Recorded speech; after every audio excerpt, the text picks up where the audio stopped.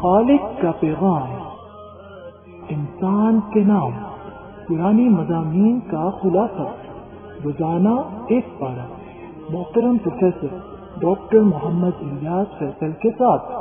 الحمدللہ وکفا والصلاة والسلام علی افضل الرسل وخاتم الانبیاء وعلی آلہ واصحابہ الاتقیاء، اما بعد فاعوذ باللہ من الشیطان الرجیم، بسم اللہ الرحمن الرحیم۔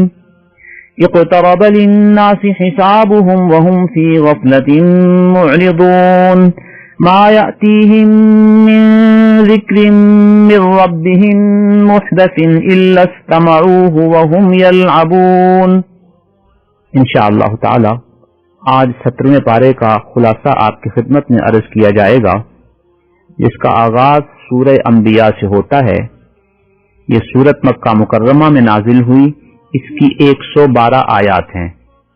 اس پوری سورت کا خلاصہ یہ ہے کہ آغاز میں نبی اکرم صلی اللہ علیہ وسلم کی دینی دعوت پر مشرکین کے بعد شبہات اور ان کا ازالہ ہے، پھر تخلیق کائنات، آغاز کائنات کا ذکر کر کے دلائل کائنات کی روشنی میں اللہ رب العزت کی توحید کا سچا ثبوت دیا گیا ہے، پھر ابراہیم علیہ السلام کا تفصیلی تذکرہ ہے، اور پھر تقریباً 16 انبیاء کا اجمالی تذکرہ ہے۔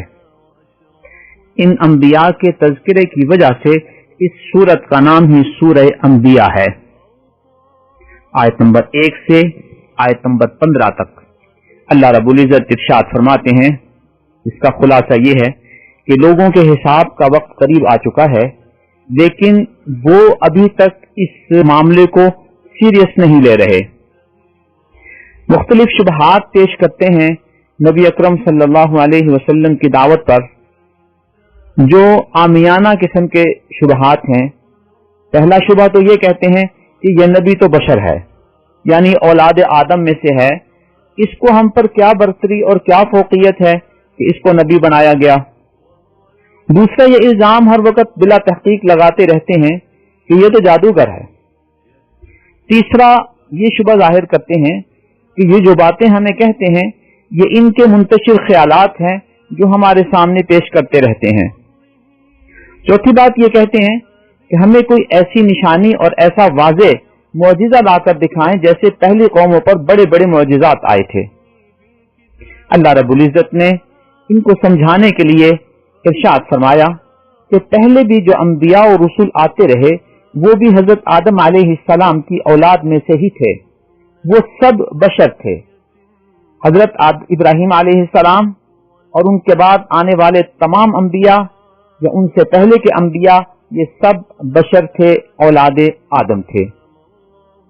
اللہ فرماتے ہیں کہ یہ جو اہل کتاب موجود ہیں، تم ذرا ان سے پوچھ لو کہ ان انبیاء میں کوئی ایسا بھی تھا کہ جو اولاد آدم سے نہ ہو، جو بشر نہ ہو۔ دوسری بات یہ ہے کہ یہ سارے کے سارے انبیاء کھانا کھاتے تھے اور کسی کو بھی ہمیش حاصل نہیں تھا، یعنی وہ ہمیشہ رہنے والے نہیں تھے۔ جب کھانا کھاتے تھے تو وہ کھانے کے محتاج تھے، اولاد آدم میں سے تھے، اور فنا ہونے والے تھے، یعنی ان پر موت آنے والی تھی، اس کا مطلب ہے کہ وہ ہمیشہ رہنے والے نہیں تھے۔ یہ سب بشری تقاضے ہیں اور آدم علیہ السلام کی اولاد کی خصوصیت ہے، اور تمام انبیاء علیہم الصلوات و تسلیمات کھانا بھی کھاتے تھے اور ان پر موت بھی طاری ہوئی۔ جہاں تک تمہارے ان منہ مانگے معجزات اور ان مطالبوں کا ذکر ہے تو پھر واضح رہے کہ سابقہ اقوام میں بھی جن لوگوں نے انبیاء کی تعلیمات کو قبول نہیں کیا، ان منکرین کو تباہ و برباد کر دیا گیا اور اہل ایمان کو بچا لیا گیا۔ وہ بھی فرمائشی معجزات کیا کرتے تھے، اور معجزات آنے کے بعد پھر بھی حق کو تسلیم نہیں کرتے تھے۔ آیت نمبر 16 سے آیت نمبر 29 تک تخلیق کائنات کے بارے میں یہ کہا گیا کہ اللہ نے یہ جو آسمان و زمین پیدا کیا ہے اتنا عظیم نظام جہاں آج تک بنو آدم کی رسائی بھی نہیں ہو سکی، یہ اتنا بڑا نظام اللہ تعالیٰ نے پیدا کیا ہے، تو یہ کوئی کھیل کود نہیں ہے، اور یہ سارے کا سارا نظام اللہ کے حکم کے تابع ہے۔ یہاں یہ بات تمہارے پیش نظر رہے کہ اللہ کے فرشتے بھی اللہ کی مخلوق ہیں، اور وہ ہمیشہ اللہ کی عبادت میں مگن رہتے ہیں، اور تکبر کی وجہ سے عبادت سے اعراض نہیں کرتے، دن رات عبادت کرتے ہیں، پھر بھی تھکتے نہیں ہیں۔ تو جس اللہ کی ایسی مخلوق موجود ہے، اس کے باوجود اگر اللہ نے تمہیں عبادت کا حکم دیا ہے تو اس وجہ سے نہیں کہ اللہ کو تمہاری عبادت کی ضرورت ہے، بلکہ یہ دنیا ایک دارالامتحان ہے۔ اللہ تعالیٰ ان لوگوں کو منتخب کرنا چاہتے ہیں جنہیں وہ انعامات سے نوازیں گے۔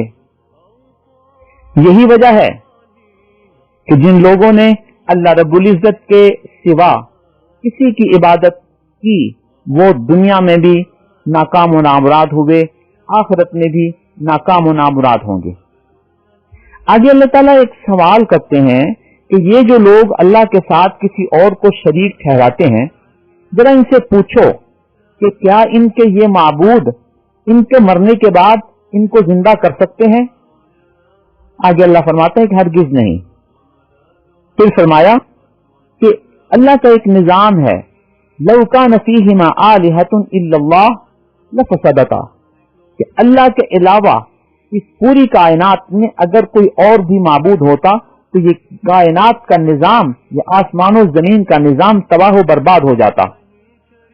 یہ اللہ وحدہ لا شریک ہیں، اس نظام کو چلا رہے ہیں۔ اللہ رب العزت کی عظمت کا تقاضا بیان کیا جا رہا ہے کہ اللہ تعالیٰ جو کرتے ہیں ان سے پوچھا نہیں جا سکتا، اے اللہ تو نے ایسا کیوں کیا، جبکہ اللہ اپنی مخلوق سے کسی بھی کام کے حوالے سے پوچھنے کا حق رکھتے ہیں۔ یہی توحید سابقہ انبیاء کی دعوت تھی۔ ارشاد فرمایا وما ارسلنا من قبلك من رسول الا نوحي اليه انه لا اله الا انا فاعبدون، آپ سے پہلے جتنے رسول بھیجے گئے ان کی طرف یہی وحی کی گئی تھی کہ میرے علاوہ اور کوئی معبود نہیں، لہذا میری ہی عبادت کرو۔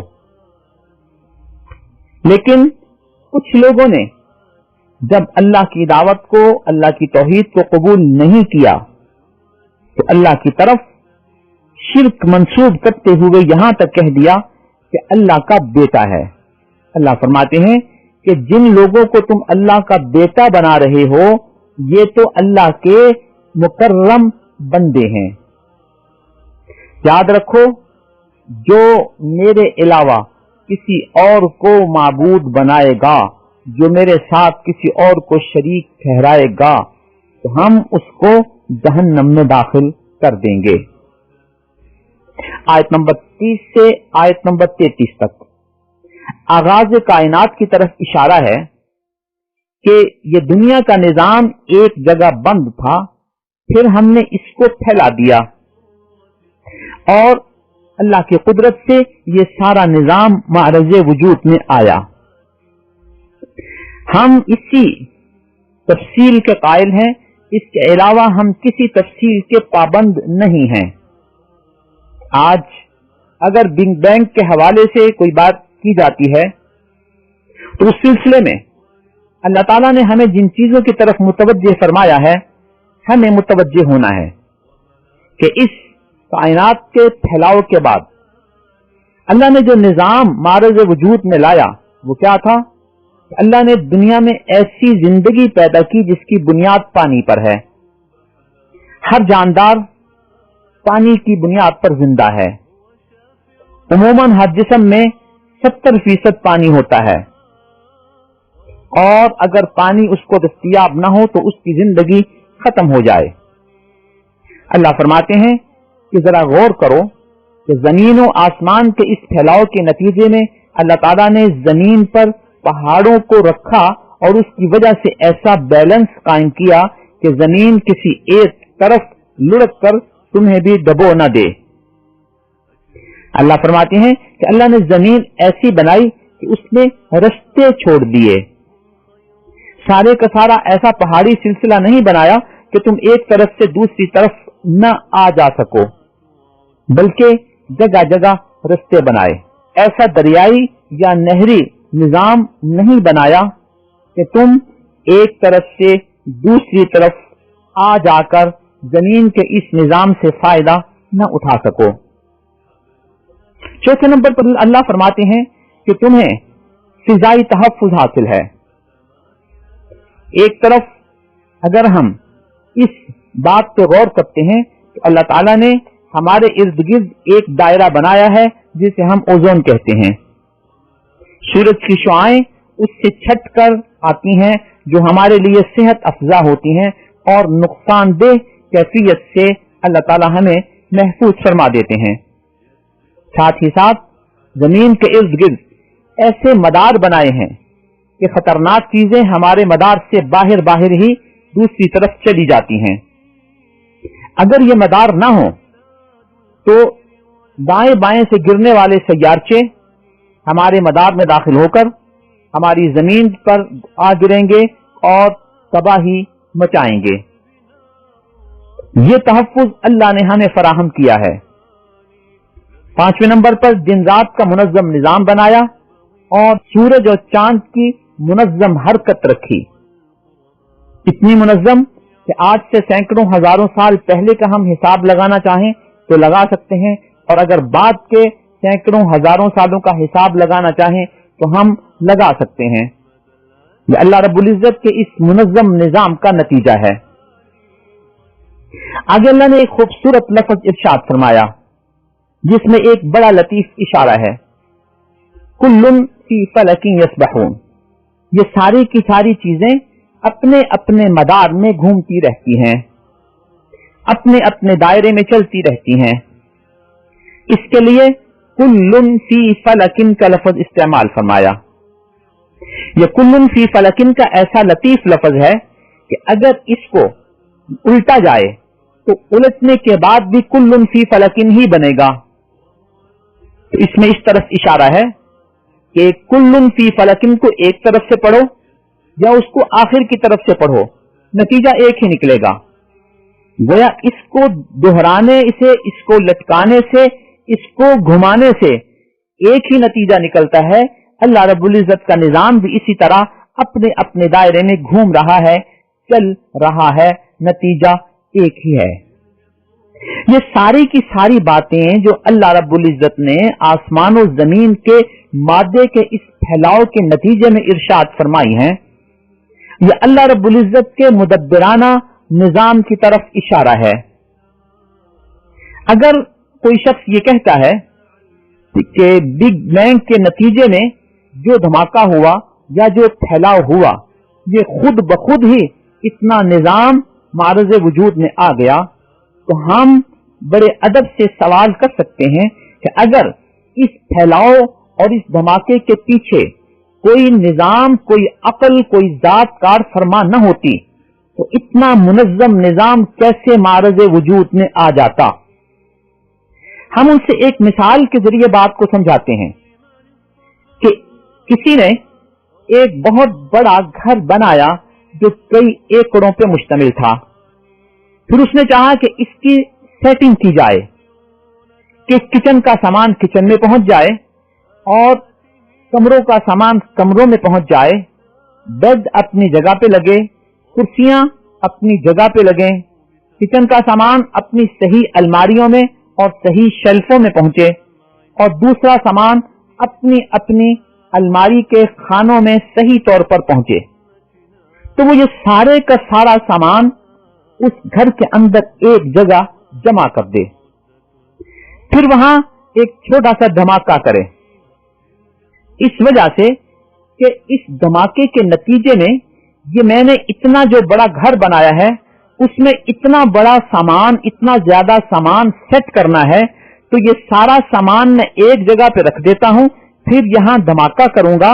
اس دھماکے کے نتیجے میں سارے کا سارا سامان یہاں سے پھیل کر اپنی اپنی جگہ پہ پہنچ جائے گا. کچن کی شیلفوں کا سامان کچن کی شیلفوں میں پہنچے گا، बेडरूम का सामान बेडरूम में पहुंचेगा और ड्राइंग रूम का सामान ड्राइंग रूम में पहुंचेगा, और उसके अलावा तमाम कालीन अपनी अपनी जगह पे जाके बिछेंगे और पंखे अपनी जगह पे जाके लगेंगे, एसी और स्पिरिट अपनी अपनी जगह पे जाके खुद ब खुद सेट हो जाएंगे। तो जो शख्स ये कहता है कि ये सारे का सारा निजाम उस बिग बैंग के धमाके के नतीजे में इतना मुनज्जम निजाम मारज़ वजूद में आ गया, तो हम उन्हें कहेंगे कि आप अपने घर में जरा इस तरह का एक छोटा सा तजुर्बा करके देख लें कि क्या उस धमाके के नतीजे में ये सारी की सारी चीजें अपनी मुनज्जम जगह पे पहुंचती हैं या नहीं पहुंचती। अगर पहुंचती हैं तो फिर शायद हम आपकी बात पर गौर कर सकें, लेकिन अगर वो नहीं पहुंचती तो फिर तुम्हारा ये दावा करना कि उस धमाके के नतीजे में इतना मुनज्जम निजाम खुद ब खुद ही मारज़ वजूद में आ गया, ये सिवाय शराब और ख्यालात के और कोई हकीकत नहीं रखता। अल्लाह ताला ने हमें शराब में ख्यालात में नहीं छोड़ा, बल्कि वाज़ेह तौर पर इरशाद फरमाया कि ये सारा निजाम मेरा पैदा करता है, मैं ही इसका खालिक हूँ, मैं ही इसका मालिक हूँ, मैं ही इसका मुदब्बिरुल उमूर हूँ, और मैं ही इसको जब चाहूंगा खत्म कर दूंगा। लिहाजा मैं ही इबादत के लायक हूँ, मेरा ही वजूद अव्वल व आखिर है, मेरा कोई शरीक नहीं है। आयत नंबर 34 से आयत नंबर 41 तक ऐसे लोगों का तज़किरा किया गया है कि जो दलाइल से लाजवाब होकर जब महसूस करते हैं कि अब हमारा अकीदा खतरे में पड़ गया है, तो वो कुछ चीजों की तमन्ना करते हैं। अब कहते हैं कि ये नबी जिसकी वजह से हमारा अकीदा खतरे में पड़ा हुआ है और हमारे पास अब इनके दलाइल के कोई जवाब नहीं है, तो नबी की मौत की उम्मीद करते हैं कि ये नबी जब फोत हो जाएगा तो खुद ही हमारे रास्ते की रुकावट खत्म हो जाएगी और फिर हमारा मुकाबला इन दलाइल के साथ और इस नुक्ता नजर के साथ नहीं रहेगा। लिहाजा वो नबी की वफात की तमन्ना करते हैं और फिर तसव्वुराती जिंदगी में खुशी का इजहार करते हैं। अल्लाह फरमाते हैं कि देखो, गौर करो, नबी अकरम सल्लल्लाहु अलैहि वसल्लम से पहले जितने बशर आए, जितने इंसान इस दुनिया में आए, तो अंबिया हो गैर अंबिया हो, आए और इस दुनिया से चले गए। नबी अकरम सल्लल्लाहु अलैहि वसल्लम भी इस दुनिया में तशरीफ लाए हैं और अपने मुकर्ररा वक्त में इस दुनिया से चले जाएंगे। वो यहाँ पे हमेशा नहीं रहेंगे, क्योंकि अल्लाह का निजाम है कुल्लु नफ्सिन ज़ाइक़तुल मौत, हर नफ्स को मौत का जायका चखना है। लिहाजा नबी सल्लल्लाहु अलैहि वसल्लम की वफात की वजह से तुम खुशियां ना मनाओ, दलाइल हमेशा जिंदा रहते हैं। वो नबी अकरम सल्लल्लाहु अलैहि वसल्लम की हयात तय्यबा में भी तुम्हारी बदअकीदगी का मुकाबला करेंगे और आपके इस दुनिया से चले जाने के बाद भी ये दलाइल बाकी रहेंगे। आगे अल्लाह फरमाते हैं कि इंसान बड़ा जल्दबाज है। वो ये कहते हैं कि अगर मैं नहीं मानता तो मुझ पर अजाब क्यों नहीं आता। अल्लाह फरमाते हैं कि इतनी जल्दी ना करो, जब आएगा अजाब तो अचानक आ जाएगा। तीसरी बात ये बताई गई कि ये लोग जब दलाइल से लाजवाब हो जाते हैं तो फिर उस दलील का या उस दलील को लाने वाले का, नबी अकरम सल्लल्लाहु अलैहि वसल्लम या उस मिशन के अलम बरदारों का मजाक उड़ाते हैं। अल्लाह फरमाते हैं कि ये सब कुछ पहले भी होता रहा, लिहाजा ए नबी आपको परेशान होने की जरूरत नहीं है।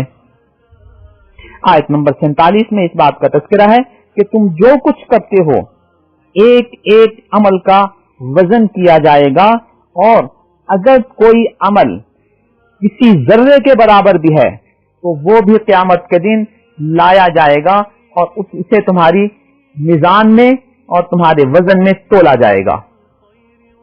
इसलिए दूसरी जगह इरशाद फरमाया गया कि इस किताब को क्या हो गया कि ये कोई छोटी बड़ी चीज नहीं छोड़ती मगर उसको जिक्र कर देती है। अल्लाह फरमाते हैं ववजदू मा अमिलू हादिरा, जो कुछ उन्होंने किया था उसको वहां हाजिर पाएंगे। यह अल्लाह का निजाम मीजान है कि जिसकी नेकियां भारी होंगी वो कामयाब हो गया, जिस की नेकियां कम होंगी, गुनाह ज्यादा होंगे, वो नुकसान और घाटे में है। आयत नंबर 51 से आयत नंबर 70 तक हजरत इब्राहीम अलैहिस्सलाम के कुछ मामलात का तफसीली तज़किरा है। अल्लाह ने अपने दौर में गैरुल्लाह की इबादत करने वालों से पूछा कि तुम इन मूर्तियों की पूजा करते हो जो ना तुम्हें नफा दे सकती हैं ना नुकसान दे सकती हैं, फिर तुम इन्हें क्यों पूजते हो? उन्होंने कहा वजदना आबा अना लहा आबिदीन, हमारे आबा व अजदाद इन्हीं की इबादत करते थे। हज़रत इब्राहीम अलैहिस्सलाम ने इरशाद फरमाया कि तुम और तुम्हारे आबा व अजदाद गलत नजरिए पर कायम थे और जो कुछ तुम कर रहे हो ये सरासर गुमराही है।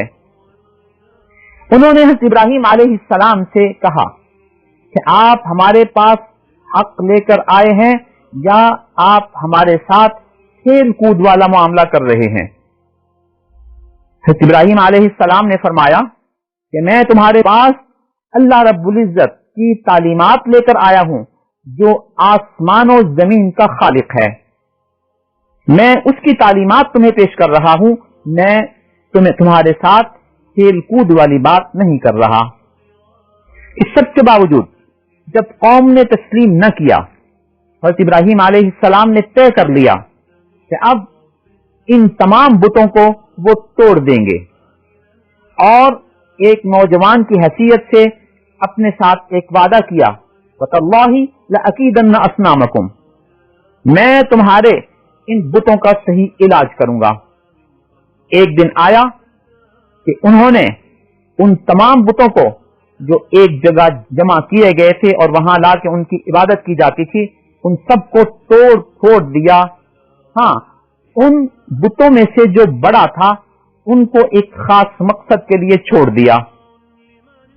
जब इस मुश्रिक कौम ने यह मंजर देखा तो बाहम पूछने लगे, मन फअल हाज़ा बिआलिहतिना, ये हमारे माबूदों के साथ काम किसने किया है?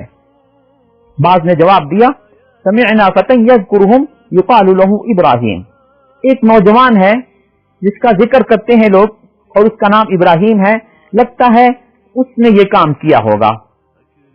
उन्होंने कहा कि लाओ उसको बुला के लाओ। जब बुलाया गया तो उनसे पूछा, अंत फ़अल्त हाज़ा बिआलिहतिना या इब्राहीम, ऐ इब्राहीम हमारे माबूदों के साथ ये सब कुछ तुमने किया है? हज़रत इब्राहीम अलैहिस्सलाम ने बड़े ज़रीफाना अंदाज में जवाब दिया। आला आपने इरशाद फरमाया, बल फ़अलहु कबीरुहुम हाज़ा फ़स्अलुहुम, किया तो उसी नहीं है, इनका बड़ा ये मौजूद है, इससे पूछो जरा अगर ये बोलते हैं तो। बल फ़अलहु, किया तो इसी ने है, यानी ये काम तो इब्राहीम ने किया है, लेकिन क्या है कि ये जो मैंने बड़े को तोड़े बगैर छोड़ दिया था, कबीरुहुम हाज़ा, इन सारे बुतों का बड़ा ये है, फ़स्अलुहुम, इनसे पूछो अगर ये बोलते हैं। अब उन्होंने अपने आप में गौर किया। जब उन्होंने गौर किया कि बात तो इब्राहीम की ठीक है कि ये तो ना बोल सकते हैं, ना बता सकते हैं, ना अपने आप को बचा सकते हैं, फिर तासुब में आकर जवाब दिया, फ़क़द अलिमता मा हाउलाइ यंतिक़ून, असल में ये हमारे माबूद ऐसे हैं कि ये बातचीत नहीं करते। इब्राहीम अलैहिस्सलाम ने समझाने के अंदाज में फरमाया कि तुम अल्लाह के अलावा ऐसी चीजों की इबादत करते हो जो ना तुम्हें नफा दे सकते हैं ना तुम्हें नुकसान दे सकते हैं। उफ़्फ़िल लकुम वलिमा तअबुदून मिन दूनिल्लाह, तुफ हो तुम पर भी और तुम्हारे माबूदों पर भी, तुम्हें अकल नहीं है।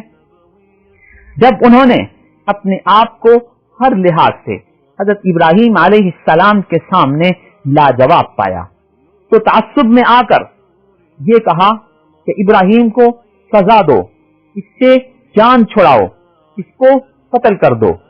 कत्ल भी कैसे करना है? इसे आग में जलाकर खत्म कर दो। इसके लिए अलाव तैयार किया गया और उसमें इब्राहीम अलैहिस्सलाम को फेंक दिया गया ताकि वो अपने माबूदों की खुद मदद कर सकें। अल्लाह फरमाते हैं कि जब उन्होंने हजरत इब्राहीम अलैहिस्सलाम को आग में फेंका तो हम खालिक़े कायनात हैं, मालिके कायनात हैं, ہر چیز کی تاثیر ہمارے ہاتھ میں ہے. ہم نے اس آگ کو حکم دیا, قلنا یا نارو کونی بردم و سلاما علی ابراہیم, اے آگ تو ابراہیم علیہ السلام پر سلامتی بن جا اور ٹھنڈک بن جا. وہ اللہ کے حکم کے مطابق ایسی ہی ہو گئی. اللہ فرماتے ہیں کہ انہوں نے ابراہیم علیہ السلام کے ساتھ ایک بہت بڑی مکاری اور تدبیر کی تھی, لیکن ان کو خود ہی نقصان اٹھانا پڑا. آیت نمبر 74-75 میں اس بات کا ذکر ہے کہ حضرت لوط علیہ السلام کو اللہ تعالیٰ نے علم و حکمت عطا کیا, لیکن قوم بدکار تھی جو بالآخر تباہ ہوئی. اللہ نے لوط علیہ السلام اور ان پر ایمان لانے والوں کو بچا لیا. یہ انبیاء کا مختصر تذکرہ شروع ہو گیا. آیت نمبر 76-77 میں حضرت نوح علیہ السلام کا تذکرہ ہے کہ انہوں نے اپنی قوم کو دعوت دی. جب انہوں نے نہیں مانا, حضرت نوح علیہ السلام نے ان کے لیے بد دعا کی. اللہ نے قوم کو پانی میں غرق کر دیا. آیت نمبر 78 سے 82 تک حضرت داؤد علیہ السلام اور حضرت سلیمان علیہ السلام کا تذکرہ ہے کہ حضرت داؤد علیہ السلام کے ساتھ پہاڑ بھی ذکر و اذکار میں شامل ہو جاتے تھے. یہ ان کی آواز کا اعجاز تھا. ساتھ ہی ساتھ دوسرا معجزہ ان کو یہ عطا فرمایا گیا تھا کہ لوہا ان کے لیے نرم کر دیا گیا تھا, اور یہ جسمانی حفاظت کے لیے جو زرہ پہنی جاتی ہے اس کے موجب حضرت داؤد علیہ السلام ہیں. ان کے بیٹے حضرت سلیمان علیہ السلام کے لیے اللہ نے ہوا کو اور جنات کو تابع کر دیا تھا. آیت نمبر 83-84 میں حضرت ایوب علیہ السلام اور ان کی بیماری کا تذکرہ ہے, جس کے لیے انہوں نے دعا مانگی تھی, رب انی مسنی الضر وانت ارحم الراحمین, اے اللہ مجھے تکلیف پہنچ گئی ہے اور تو سب سے بڑا رحم کرنے والا ہے.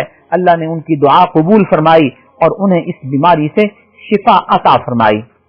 آیت نمبر 85-86 میں حضرت اسماعیل علیہ السلام, حضرت ادریس علیہ السلام, حضرت ذوالکفل علیہ السلام کا تذکرہ ہے کہ یہ سب ہماری رحمت میں شامل تھے اور صالحین میں سے تھے.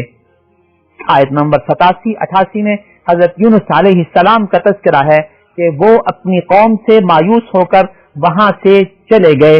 جب اپنے علاقے سے نکلے اور انہیں ایک پانی کے علاقے کو عبور کرنا پڑا تو وہاں ایک معاملہ ہوا جس کی وجہ سے انہیں پانی میں پھینک دیا گیا. ایک مچھلی نے انہیں نگل لیا. وہاں انہوں نے اللہ کے حضور دعا مانگی, لا الہ الا انت سبحانک انی کنت من الظالمین. اللہ نے ان کی دعا کو قبول فرمایا اور اس مچھلی نے انہیں پانی کے کنارے پر آ کر اگل دیا. یہ دعا ہمیں پڑھنی بھی چاہیے اور یاد کرنی چاہیے. آیت نمبر 99 اور 90 میں حضرت زکریا علیہ السلام کی دعا کا تذکرہ ہے کہ انہوں نے اپنی اولاد کے لیے دعا مانگی, ربی لا تذرنی فردا وانت خیر الوارثین, اے اللہ مجھے اکیلے نہ چھوڑ دینا.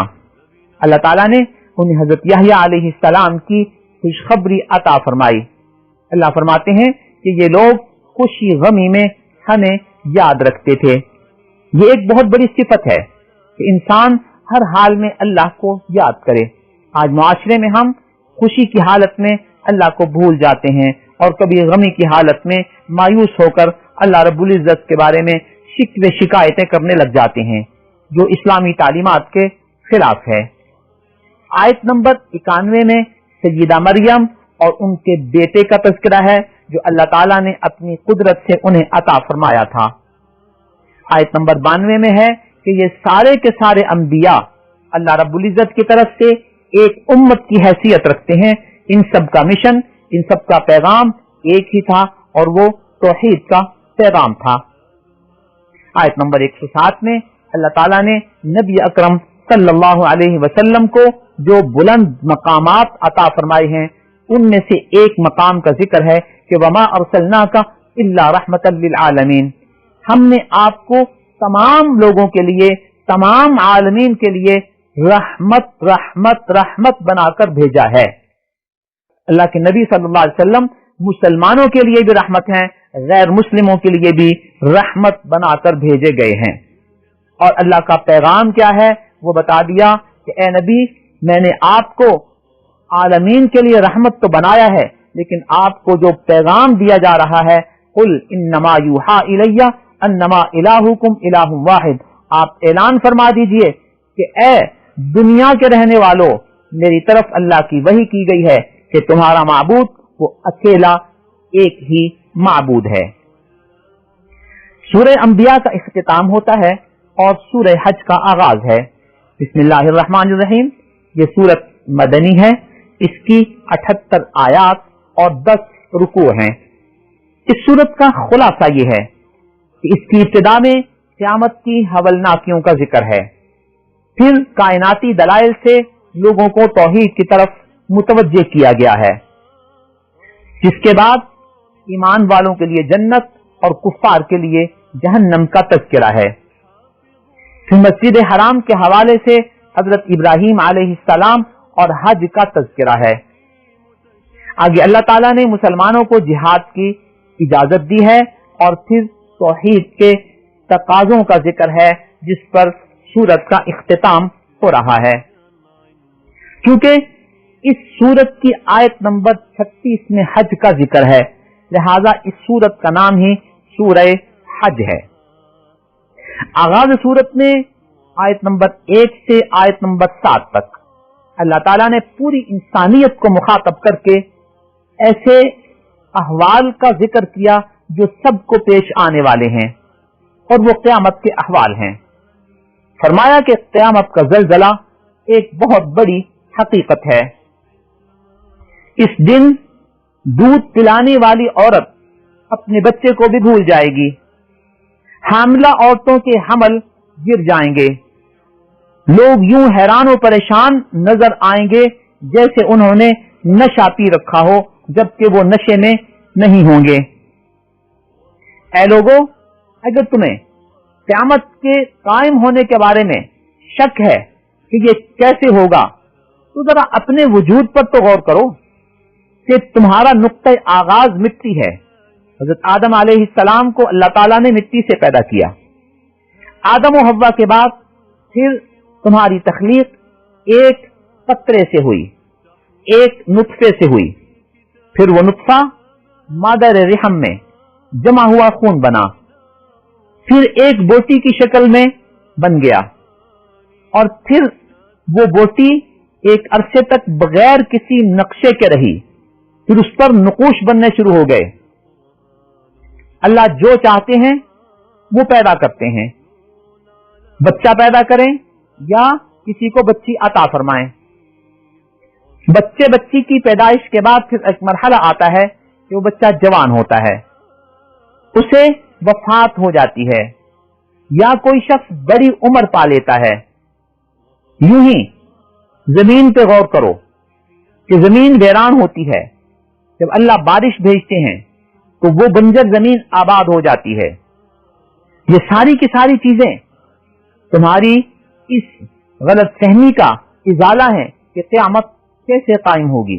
जो अल्लाह ये सारा निजाम कायम कर सकता है, वो तुम्हें मरने के बाद जिंदा करके क़यामत भी कायम कर सकता है। आगे अल्लाह खुद इरशाद फरमाते हैं, ज़ालिका बिअन्नल्लाह हुवल हक़, ये इस बात की अलामत है कि अल्लाह का वजूद बरहक है। व अन्नहु युहयिल मौता, और वही मुर्दों को जिंदा करेगा। व अन्नहु अला कुल्लि शैइन कदीर, और वो हर चीज पर कादिर है। और ये सब कुछ इस बात की अलामत है कि व अन्न साअत आतियतुन ला रैब फीहा, कि क़यामत आने वाली है, इसमें हरगिज कोई शक व शुबा नहीं है। व अन्नल्लाह यबअसु मन फिल क़ुबूर, जो लोग भी कब्रों में हैं अल्लाह उन सबको जिंदा करेंगे।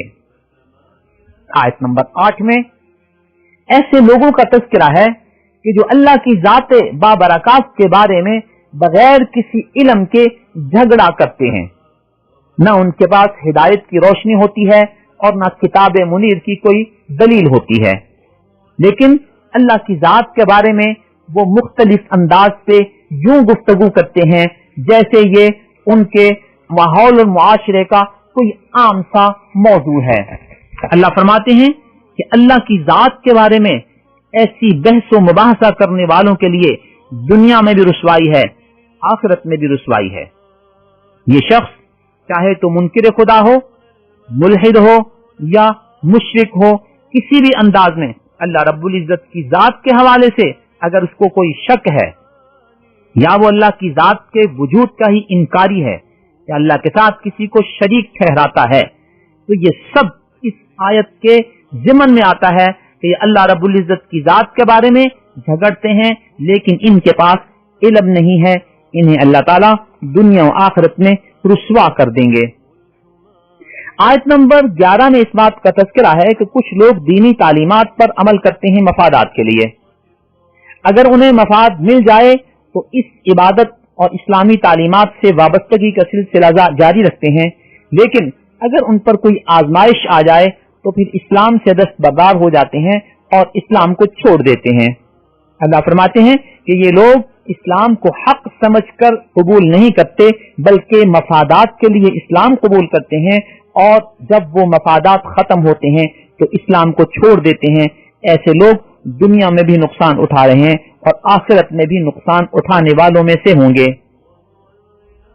آیت نمبر 12 میں اس بات کا تذکرہ ہے کہ مشرک ایسے لوگوں کو اور ایسی چیزوں کو اللہ کا شریک ٹھہراتا ہے جو نہ تو اسے نفع پہنچا سکتے ہیں نہ اسے نقصان پہنچا سکتے ہیں۔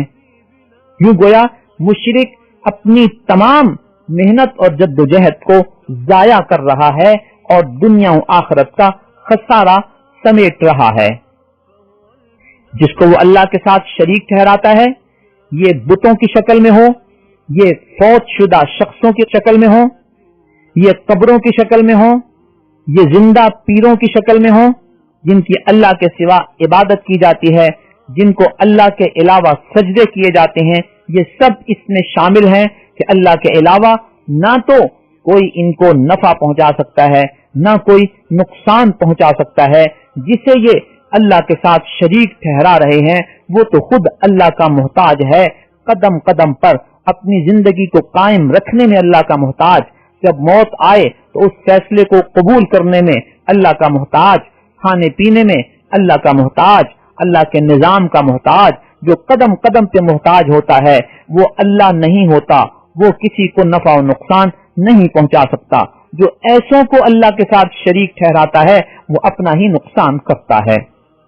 آیت نمبر 14 سے آیت نمبر 16 تک اس بات کا تذکرہ ہے کہ جو ایمان والے ہوں گے اللہ تعالیٰ ان کو جنت عطا فرمائیں گے، اور جو شخص یہ سمجھتا ہے کہ اللہ کو ہر حال میں میری مدد کرنی چاہیے اور وہ بزور اللہ کی مدد حاصل کرنا چاہتا ہے، مانگ کر نہیں بزور اور اپنا حق سمجھ کے، اللہ فرماتے ہیں کہ جاؤ اسے کہہ دو کہ وہ اپنے آپ کو رسی سے لٹکا کر اپنی موت حاصل کر دے۔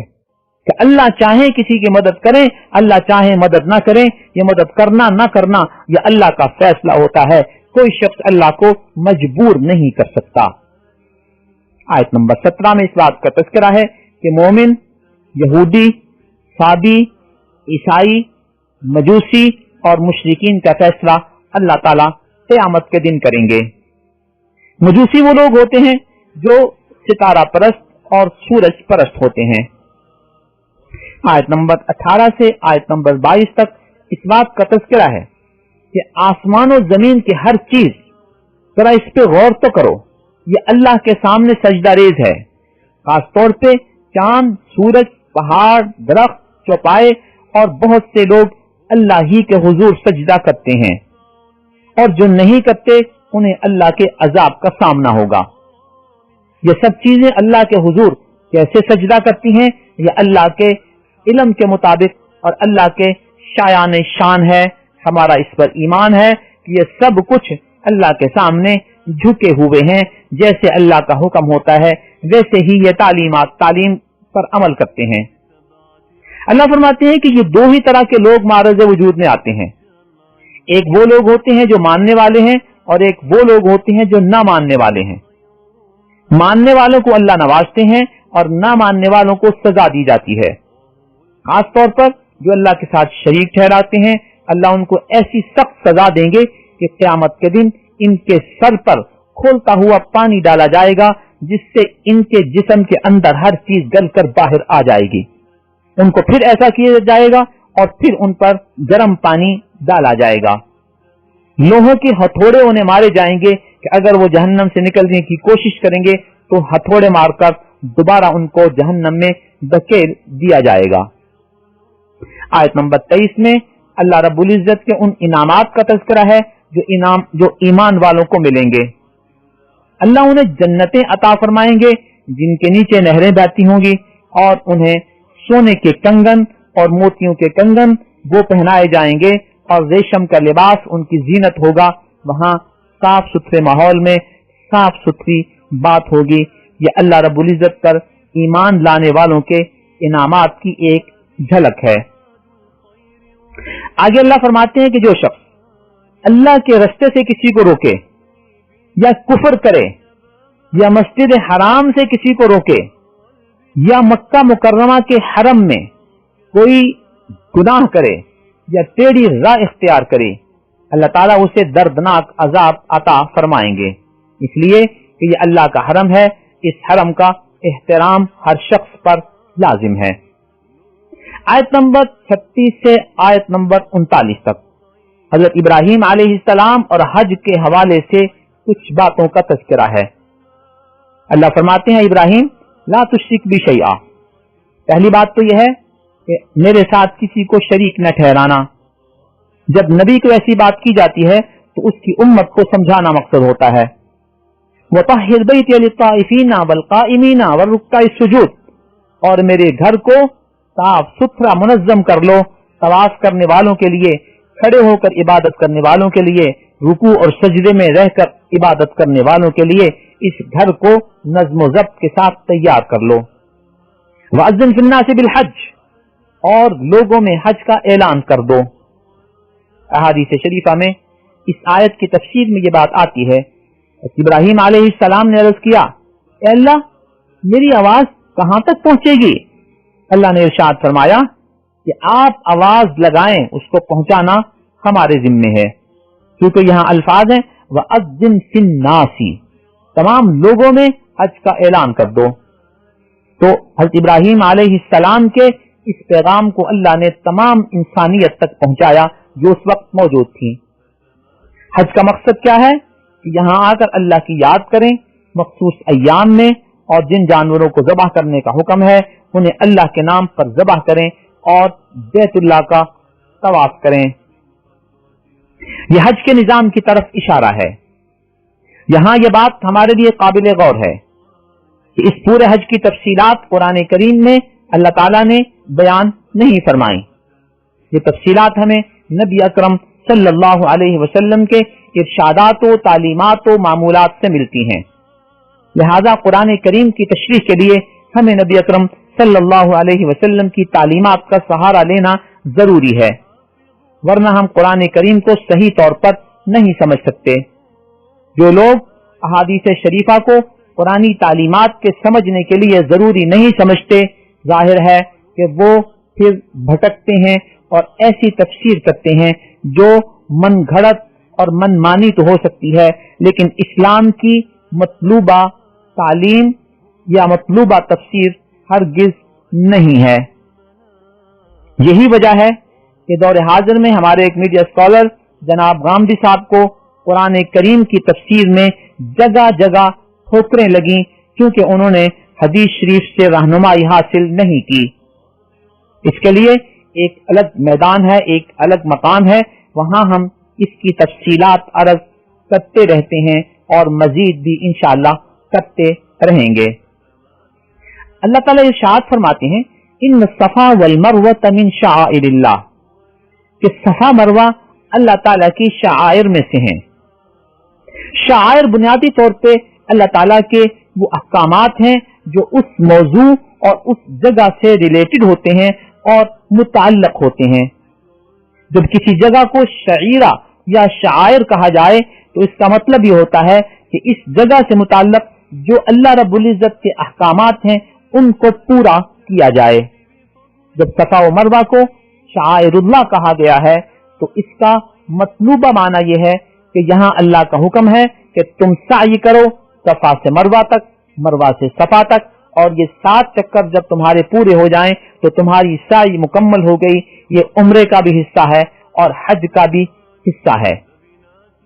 مناسب محسوس ہوتا ہے کہ ہم تھوڑا سا شعائر اللہ کے حوالے سے وضاحت کرتے چلے جائیں۔ سورہ مائدہ میں ہے یا ایھا الذین آمنوا لا تحلوا شعائر اللہ، اے ایمان والو اللہ کے شعائر کو حلال نہ کرو۔ یہاں شعائر اللہ سے مراد حج اور حج سے متعلق اور مکہ مکرمہ اور احرام سے متعلق وہ معاملات ہیں جو اللہ تعالیٰ نے پابندیاں لگائی ہیں ایک احرام والے شخص کے اوپر ان مقامات کے حوالے سے۔ اللہ فرماتے ہیں کہ ان پابندیوں کو ختم نہ کرو بلکہ ان پابندیوں کی پاسداری کرو۔ احکام حج کی طرف اشارہ ہے۔ مصنف ابن ابی شیبہ کی حدیث نمبر 14152 میں ہے الوقوف بعرفۃ من شعائر اللہ، عرفات میں وقوف کرنا یہ بھی شعائر اللہ میں سے ہے۔ مزدلفہ میں ٹھہرنا بھی شعائر اللہ میں سے ہے۔ اللہ رب العزت کے حضور قربانی پیش کرنا بھی شعائر اللہ میں سے ہے۔ اپنے بال منڈانا اور کٹانا یہ بھی شعائر اللہ میں سے ہے۔ شیطان کو کنکریاں مارنا یہ بھی شعائر اللہ میں سے ہے۔ آگے ارشاد فرمایا کہ فمن یعظمھا، جو ان کی تعظیم کرتا ہے یہ دل کے اخلاص کی علامت ہے۔ گویا عرفات ہو، مزدلفہ ہو، قربانی ہو، حلق ہو، کنکریاں مارنا ہو، اس حوالے سے اللہ تعالیٰ کے جو احکامات ہیں ان احکامات کی پاسداری یہی تعظیم شعائر اللہ ہے۔ آگے فرماتے ہیں مصنف ابن ابی شیبہ کی حدیث نمبر 14153 میں حضرت عطا سے پوچھا گیا کہ شعائر اللہ کی حرمت و تعظیم کس چیز کا نام ہے؟ انہوں نے فرمایا کہ اللہ کے احکامات پر عمل کرنا اور اللہ کی ناراضگی کی چیزوں سے بچنا یہ شعائر اللہ کی تعظیم ہے۔ گویا ہر موضوع سے متعلق اللہ کی تعلیمات کی پاسداری یہ شعائر اللہ کی تعظیم ہے اور شعائر اللہ کا احترام ہے۔ آیت نمبر 37 میں اللہ تعالیٰ ہماری قربانیوں کے حوالے سے یہ بات واضح طور پر ارشاد فرماتے ہیں لن ینال اللہ لحومها ولا دماؤها ولکن ینالہ التقوی منکم، یہ جو تم قربانی کرتے ہو اللہ تعالیٰ کو اس کا گوشت بھی نہیں پہنچتا، اس کا خون بھی نہیں پہنچتا، لیکن وہ تقوی کی کیفیت اللہ تعالیٰ کو پہنچتی ہے جو اس کے پس منظر میں اللہ کا مقصود ہے۔ کہ کون ہے جو ان چیزوں کو اللہ رب العزت کے نام پر ذبح کرتا ہے، اللہ کی رضا کے لیے ذبح کرتا ہے، دلی اخلاص کے ساتھ ذبح کرتا ہے، یہ وہ چیزیں ہیں جو تقوی کا عنوان رکھتی ہیں، یہ اللہ کو پہنچتی ہیں اور یہی اللہ کا مقصود ہے۔ جیسا کہ آج کل ہم روزہ رکھتے ہیں، اللہ تعالیٰ کو ہمارا بھوکا رہنا، پیاسا رہنا یہ مطلوب نہیں ہے، بلکہ اس روزے کی روح مقصود ہے کہ ہم اللہ تعالیٰ کی احکامات کی پاسداری کریں جو روزے سے براہ راست متعلق ہیں یا اس روزے کے تقاضے ہیں، اور وہ یہ ہے کہ اسلامی تعلیمات کی پاسداری اللہ تعالیٰ کو حاضر و ناظر سمجھتے ہوئے۔ آیت نمبر 39 اور 40 میں اللہ رب العزت نے مسلمانوں کو مدنی زندگی میں جہاد کی اجازت عطا فرمائی ہے۔ اذن للذین یقاتلون، جن لوگوں کے ساتھ مسلسل قتال کیا جا رہا ہے اب ان کو بھی قتال کرنے کی اجازت ہے، اس لیے کہ یہ لوگ گھر سے بے گھر کر دیے گئے، صرف اس لیے کہ یہ ایمان والے تھے، ان کا مال لوٹ لیا گیا، انہیں اس سے محروم کر دیا گیا۔ اب بھی اگر ان پر کوئی اٹیک ہوتا ہے، کوئی حملہ ہوتا ہے تو ان کو بھی اجازت ہے کہ یہ جوابی کارروائی کریں، اور اگر یہ خود بھی کسی موقع پر اپنی حفاظت، اپنے تحفظ کے لیے کوئی اقدامی جہاد کرنا چاہتے ہیں تو ان کو بھی قتال کی اجازت ہے۔ اللہ تعالیٰ نے جہاد کی حکمت یہ بیان فرمائی کہ جہاد کی حکمت یہ ہے کہ اس سے اللہ تعالیٰ بعض قوی لوگوں کی قوت کو توڑ دیتا ہے، ورنہ ان کا غرور و کبر اتنا زیادہ ہو جائے کہ وہ معاشرے میں فساد برپا کرنے لگ جائیں گے۔ آیت نمبر 41 میں تمکین فی الارض کا ذکر ہے کہ اللہ تعالیٰ اگر تمہیں زمین پہ حکمرانی عطا فرما دیں تو تمہیں اسلامی تعلیمات کو وہاں نافذ کرنا ہے، جس کا خلاصہ یہ ہے کہ نظام صلاۃ کو نافذ کرنا ہے، نظام زکوٰۃ کو نافذ کرنا ہے، تاکہ معاشرے کے پسے ہوئے اور غریب طبقوں تک امیروں کی دولت پہنچ سکے۔ اور ایک مختصر سا لفظ ارشاد فرمایا کہ یہ اچھی باتوں کا حکم دیں گے، بری باتوں سے روکیں گے، گویا پورے کے پورے معاشرے کو اسلامی اقدار کی بنیاد پر منظم کریں گے اور اسلامی تعلیمات کو عملی زندگی میں لائیں گے۔ آیت نمبر 43 اور 48 میں اس بات کا ذکر ہے، اے نبی آپ پریشان نہ ہوا کریں، اگر یہ لوگ آپ کو جھٹلاتے ہیں تو آپ سے پہلے حضرت نوح علیہ السلام، عاد و سمود نے بھی قوم کو جھٹلایا، حضرت نوح علیہ السلام کی قوم نے حضرت نوح علیہ السلام کو جھٹلایا، عاد و سمود نے جھٹلایا، قوم ابراہیم نے، قوم لوط نے، اور مدین والے لوگوں نے حضرت شعیب علیہ السلام کو، ان سب لوگوں نے اپنے اپنے نبیوں کو جھٹلایا۔ یہ آپ کو بھی اگر جھٹلا دیں گے تو اس سے آپ کو پریشان نہیں ہونا چاہیے۔ جن لوگوں کے مقدر میں ہدایت ہے وہ اس ہدایت سے فیضیاب ہوں گے، اور جن کے مقدر میں ہدایت نہیں ہے وہ محروم رہیں گے۔ آیت نمبر 49 میں اللہ رب العزت نے حضرت محمد الرسول اللہ صلی اللہ علیہ وسلم کو یہ ارشاد فرمایا کہ آپ کہہ دیجئے اور پوری انسانیت کو مخاطب کر کے اپنا عالمی پیغام دے دیجئے کہ قل یا ایھا الناس انما انا لکم نذیر مبین، اے پوری دنیا کے رہنے والوں میں تم سب کی طرف رسول بنا کر بھیجا گیا ہوں، یہ میری عالمی رسالت ہے اور یہ میرا عالمی پیغام ہے۔ آیت نمبر 71 میں اس بات کا ذکر ہے کہ یہ لوگ اللہ کے علاوہ ایسے لوگوں کی عبادت کرتے ہیں جن کے معبود ہونے پر کوئی دلیل قائم نہیں ہے، نہ کائناتی دلیل ہے ان کے پاس اور نہ ہی قرآن و سنت سے اس بات کی کوئی دلیل ہے کہ فلاں شخص کو اللہ کے علاوہ عبادت کرانے کا حق ہے اور اسے اللہ کے ساتھ شریک ٹھہرایا جا سکتا ہے۔ جب کوئی دلیل نہیں ہے تو پھر کیوں اللہ کے علاوہ کسی اور کی عبادت کی جائے؟ آیت نمبر 73 میں ایک بات بڑے عام فہم انداز میں سمجھانے کی کوشش کی گئی۔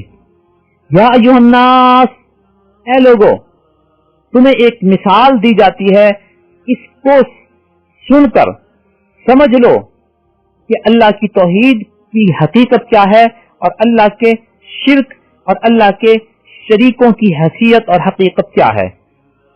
ان الذین تدعون من دون اللہ، جن لوگوں کو تم اللہ کے سوا پکارتے ہو، ان کی عبادت کرتے ہو، ان کی حقیقت یہ ہے لن یخلقوا ذبابا، انہوں نے ایک مکھی پیدا نہیں کی اور نہ ہی وہ ایک مکھی بھی پیدا کر سکتے ہیں۔ وَلَوِ اجْتَمَعُوا لَهُ، چاہے یہ سارے کے سارے اکٹھے ہی کیوں نہ ہو جائیں۔ اب آپ حالات بالکل بڑے سنجیدگی کے ساتھ غور کیجئے کہ اللہ کے علاوہ جتنے معبودوں کی عبادت کی جاتی ہے، کیا وہ اس بات پر قادر ہیں کہ ایک مکھی بھی مل کر پیدا کر سکیں؟ اگر وہ ایک مکھی بھی پیدا نہیں کر سکتے تو اللہ نے یہ سارے کا سارا کائنات کا نظام پیدا کر کے ہمیں دکھا دیا، ہم اپنی آنکھوں سے اسے دیکھ رہے ہیں، تو پھر ہمیں صرف اللہ ہی کی عبادت کرنی چاہیے، اور جس نے مکھی بھی پیدا نہیں کی، جو مکھی بھی پیدا نہیں کر سکتا، اسے اللہ کے ساتھ ہرگز شریک نہیں کرنا چاہیے۔ جو کرتا ہے وہ بہت بڑی غلط فہمی میں مبتلا ہے۔ آگے اللہ تعالیٰ مزید بات سمجھاتے ہیں، وَإِن يَسْلُبْهُمُ الذُّبَابُ شَيْئًا لَا يَسْتَنقِذُوهُ مِنْهُ، اگر مکھی ان کے کھانے پہ بیٹھ کے ایک ذرے کو اٹھا کر لے جائے تو یہ اس ذرے کو مکھی سے چھین بھی نہیں سکتے۔ ان کے چھیننے سے پہلے وہ مکھی اس ذرے کو کہاں پھینک دے گی، وہ مکھی اس ذرے کو کھا جائے گی، اور نہ بھی ہو تو یہ اس ذرے کو مکھی سے چھیننے کی بھی طاقت نہیں رکھتے۔ ضعف الطالب والمطلوب، طالب بھی کمزور ہے، مطلوب بھی کمزور ہے۔ تو یہ سب کی وہ حقیقت اور حیثیت ہے جو اللہ رب العزت نے اس آیت میں بڑے عام فہم انداز میں ہمیں اور سب کو سمجھا دی ہے، اور پوری انسانیت کو مخاطب کر کے بتا دیا گیا ہے کہ جو اس کائنات کا خالق ہے وہی عبادت کے لائق ہے، اور جس نے ایک مکھی بھی پیدا نہیں کی اور پیدا نہیں کر سکتے، وہ عبادت کے لائق ہرگز نہیں ہیں، اور ان کو اللہ کے ساتھ شریک ٹھہرانا یہ اپنی ہی غلطی ہے، اپنی ہی غلط فہمی ہے، اپنا ہی نقصان ہے، وہ ان کے نفع نقصان کے مالک نہیں ہیں۔ اللہ رب العزت ہمیں توحید پر قائم رکھے، ہمیں شرک سے بچائے، اور قرآنی تعلیمات کو سیکھنے، سمجھنے قرآن کریم کو پڑھنے اور اس پر عمل کرنے، اس کی طرف دعوت دینے کی توفیق عطا فرمائے، آمین ثم آمین۔ وآخر دعوانا ان الحمد للہ رب العالمین۔ نظروا لطيبة ونور طه يسطعون